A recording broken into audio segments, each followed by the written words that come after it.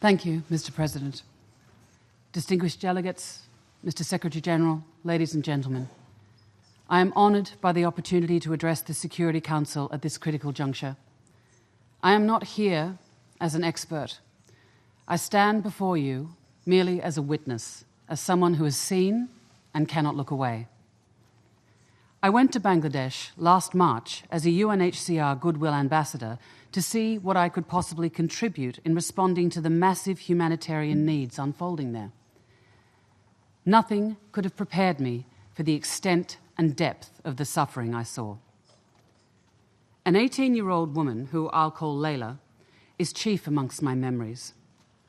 One of the 720,000 stateless Rohingya refugees who fled violence and abuse in Myanmar's Rakhine state since last August, Layla fled her burning village with her infant son, Yusuf. As she cradled Yusuf in her arms, she described to me how her husband was forcibly taken from her village and how he had not been heard from since. How, 5 days later, these same people returned, setting fire to her home and forcing her to flee alone with her baby. She saw her uncle killed by men with knives. She told me, "When I saw this, I just ran." She and her son hid in a forest for months, surviving off plants and trees. Her harrowing journey ended in Bangladesh, where her present hardship persists. Another refugee family took her and Yusuf in, sharing their cramped shelter. And as I sat with Layla, a small child was playing behind me, and I noticed some terrible scars on his leg. And when I asked how he came by these, his family told me that he had been caught in the flames when their home had been torched. Luckily, they pulled him free, but the scars will remain, both the physical and the psychological. If only such stories were atypical. But visiting with refugee families in Bangladesh, I found that they were shockingly routine. Like you, I have heard the gut-wrenching accounts, stories of grave torture, of women brutally violated, people who have had their loved ones killed before their eyes, children who have seen their grandparents locked in houses that were set alight. I am a mother, and I saw my own children in the eyes of every single refugee child that I met. I saw myself in every parent. How can any mother endure seeing her child thrown into a fire? Their experiences will never leave me. And this is why I'm immensely grateful that the Security Council, the principal body responsible for maintaining international peace and security, is working in unison to resolve this crisis.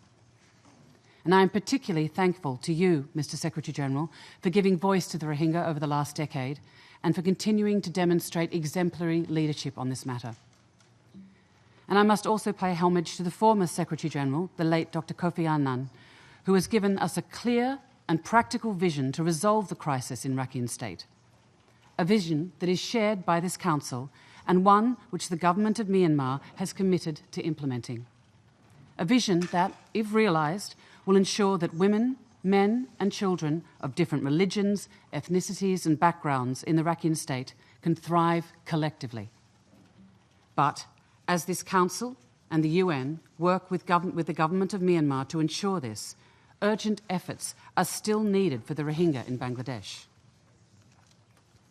Mr. President, it is important to recall that this is not the first wave of massive forced displacement of Rohingya refugees from Myanmar to Bangladesh in the last 40 years.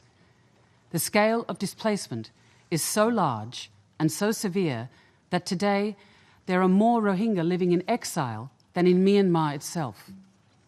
In 1978, 200,000 Rohingya refugees streamed into Bangladesh, freeing brutality and widespread abuse. Gul Zahar, a young Rohingya woman, was amongst those who fled. 14 years later, in 1992, another wave of violence forced 250,000 stateless Rohingya refugees to seek safety once again in neighbouring Bangladesh. Once again, Gul Zahar was amongst those who fled. Today, there are 900,000 stateless Rohingya refugees in Bangladesh.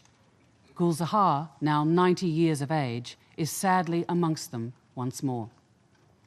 4 decades following her initial flight, Gul lives in abject poverty in Bangladesh, with the sole wish that her great-grandchildren will have a better future. The need for this future to transpire inside Myanmar has never been more urgent. If we fail to act now, Gul's grandchildren, like thousands of others, will be unable to escape this relentless cycle that generations of Rohingya have experienced. Mr. President, Bangladesh's recent response, receiving over 700,000 refugees in a matter of months and providing them safety, is one of the most visible and significant gestures of humanity in our time. But the needs are vast. The suffering is acute. Much more international support is needed. Thanks to the efforts of the Bangladeshi government, the host communities, UN agencies, NGOs, and the refugees themselves, life-saving efforts have ensured that the Rohingya refugees have endured the monsoons largely unscathed. Yet, as you yourselves have seen, they continue to live in squalid conditions. With only 33% of the refugee operation funded, amounting to less than 70 cents per person per day, this is not surprising. Rather, it is quite embarrassing.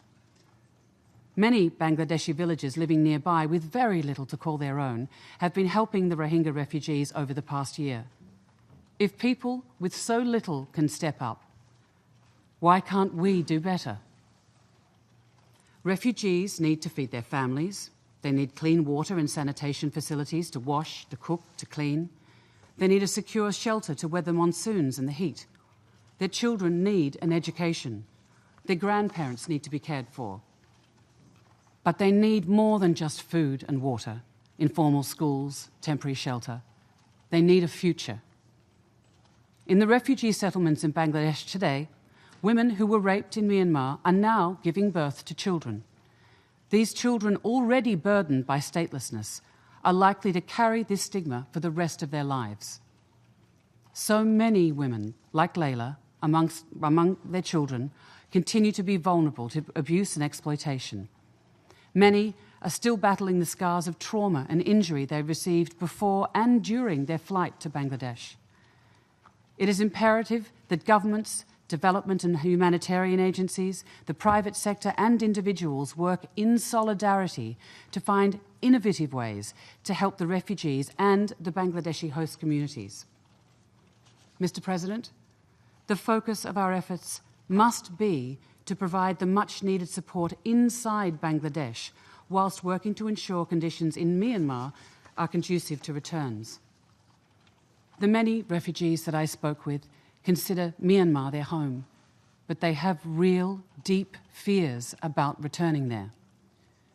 The denial of their right to move, their right to marry, their right to work, their right to healthcare and education renders them amongst the most vulnerable people on the planet. Refugees move back home when it is safe and secure to do so. The Rohingya cannot return to the very conditions they were forced to flee. They cannot settle for half solutions. They must know that they belong. A clear pathway to full citizenship is essential. This is not a luxury. This is not a privilege. This is a basic right that all of us here enjoy. A right that the Rohingya do not have. I implore this Council not to forget this imperative and to support all efforts to make it a reality. And in the meantime, to encourage more robust international support required to meet urgent and pressing needs within Bangladesh. My mind often returns to Layla and her neighbours. Did she find out what happened to her husband? Did her shared temporary shelter survive the monsoons? Did she manage to celebrate Eid last week? Will her young son, Yusuf, be able to return home to Myanmar and go to school one day? Or, like Gul Zahar, will he too suffer an endless cycle of fear and forced displacement? Mr. President, together we need to change the future of Layla, of Yusuf, of Gul Zahar, and of the Rohingya living in Myanmar, in Bangladesh and beyond. There are no shortcuts. There are no alternatives. We have failed the Rohingya before. Please let us not fail them again. Thank you.